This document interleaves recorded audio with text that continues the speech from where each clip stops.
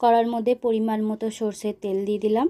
তেলটা গরম হয়ে গেছে। এরপর ফোড়নে কালো জিরে আর স্বাদ মতো লবণ দিয়ে 15 মিনিট ভিজিয়ে রাখা ঘুষো শুটকিটা ভালো করে ধুয়ে নিয়েছি, সেটা আমি ভাজতে দিয়ে দিলাম। নমস্কার বন্ধুরা, আপনারা সবাই কেমন আছেন? আপনাদের সবাইকে শখের রান্নায় আরও একটি নতুন রেসিপিতে স্বাগত জানাই। একটা লাইক দিয়ে শুরু থেকে শেষ পর্যন্ত দেখতে থাকুন। কেটে রাখা কচুরলতিগুলো দিয়ে দিলাম। চিংড়ি মাছের সাথে কচুরলতিগুলো ভালো করে ভেজে নেব।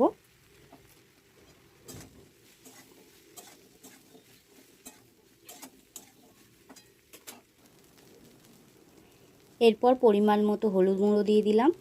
হলুদ গুঁড়োটা ভালো করে আমি ভেজে নেব।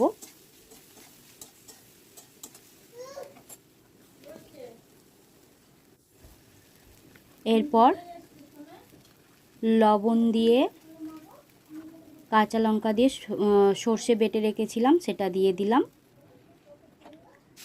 এরপর মিক্সির বাটিটা ধুয়ে পরিমাণ মতো জল দিয়ে দিলাম।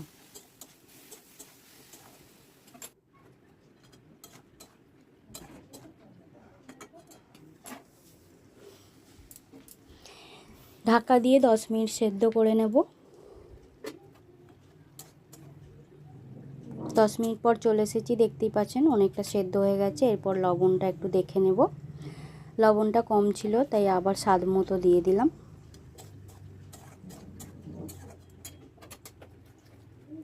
এরপর পরিমাণ মতো গুঁড়ো লঙ্কা দিয়ে দেব।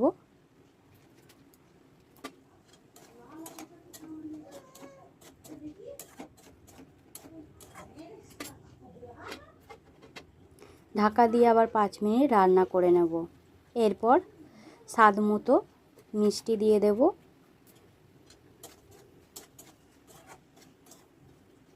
তো বন্ধুরা, আপনারা এইভাবে বাড়িতে বানিয়ে খেয়ে দেখতে পারেন, খুবই অসাধারণ খেতে হয়। তো আমার ঘুষো শুটকি দিয়ে কচুরলতি হয়ে গেছে। তো কেমন হলো অবশ্যই কমেন্ট করে জানাবেন।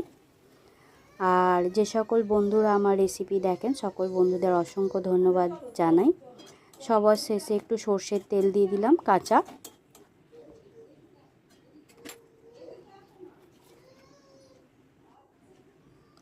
তো দেখতেই পাচ্ছেন কতটা লোভনীয় হয়েছে। অন্য একটি পাত্রে ঢেলে নিচ্ছি। তো বন্ধুরা, ভিডিওটা এখানেই শেষ করছি আজকের মতো। আপনারা সবাই ভালো থাকবেন, সুস্থ থাকবেন, আর সবাইকে অসংখ্য ধন্যবাদ জানাই।